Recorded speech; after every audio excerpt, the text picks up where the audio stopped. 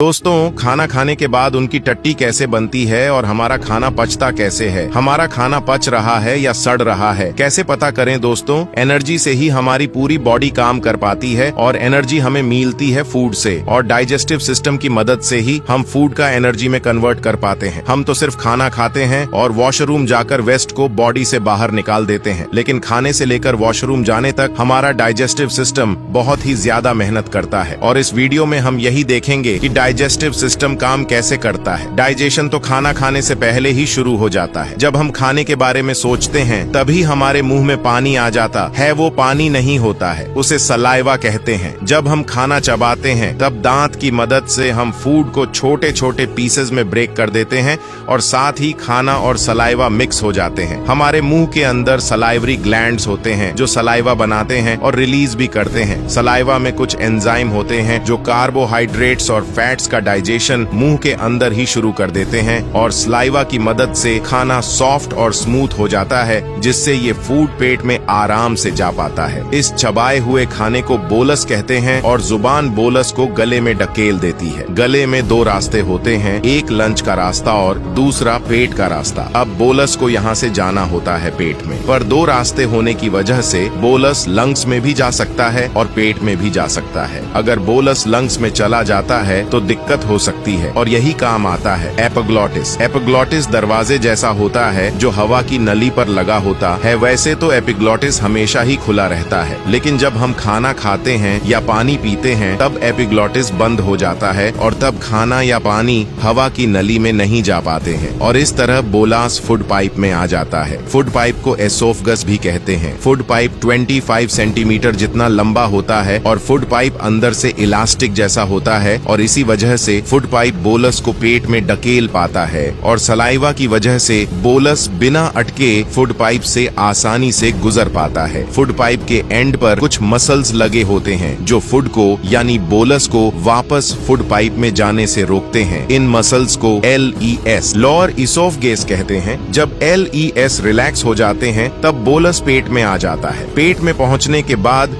Bolus की पिटाई शुरू हो जाती है। हमारा पेट खाने को सिर्फ होल्ड नहीं करता है, बल्कि एक ग्राइंडर की तरह फूड को पेस्ट में बदल देता है, और इसी इलास्टिक पावर की मदद से स्टमक फूड को पेस्ट में बदल पाता है। स्टमक अपनी इलास्टिक पावर से फूड को इधर उधर ढकेलता है, जिसके कारण फूड पेस्ट में बदल जाता है और पेट में एसिड भी होता है, और वो एसिड है HCl हाइड्रोक्लोरिक एसिड। दोस्तों, HCl बहुत ही ज्यादा स्ट्रांग होता है और पेट के मसल्स को HCl से बचाने के लिए पेट में मुक्स रिलीज किया जाता है, जो HCl को पेट के मसल्स के साथ रिएक्ट करने नहीं देता है। HCl का काम होता है फूड को डाइजेशन के लायक बनाना, और दूसरा काम होता है डाइजेस्टिव एंजाइम बनाना। HCl के कारण पेप्सिन एंजाइम बन पाता है जो प्रोटीन को अमीनो एसिड में बदल देता है, और फूड में जितने भी बैक्टीरिया होते हैं सभी पेप्सिन की वजह से मर जाते हैं, जो HCl को पेट के मसल्स के साथ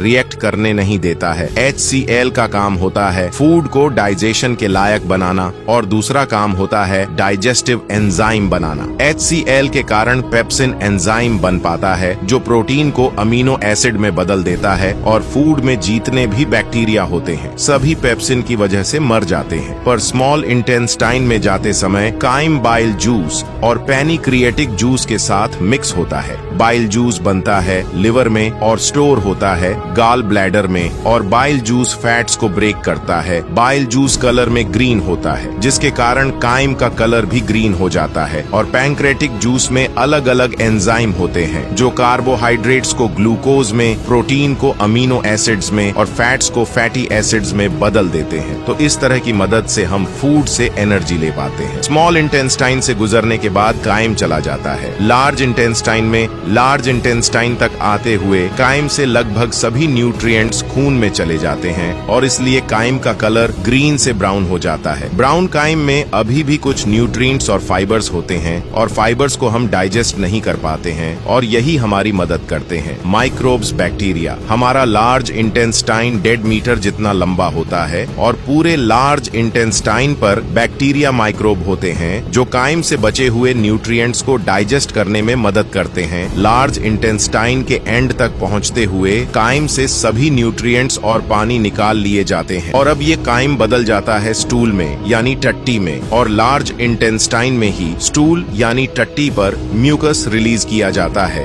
ताकि टट्टी आसानी से बाहर निकल पाए। लार्ज इंटेस्टाइन में फूड बहुत ही धीरे डाइजेस्ट होता है और इसलिए लार्ज इंटेस्टाइन में फूड को पूरी तरह डाइजेस्ट होने के लिए 30 से 40 घंटे लगते हैं। फिर 30 से 40 घंटे बाद स्टूल चला जाता है रेक्टम में, जो कि टट्टी को स्टोर करता है, और जब रेक्टम भर जाता है तब हम वॉशरूम जाकर उसे खाली कर देते हैं। तो इस तरह फूड डाइजेस्ट होकर बाहर निकल जाता है।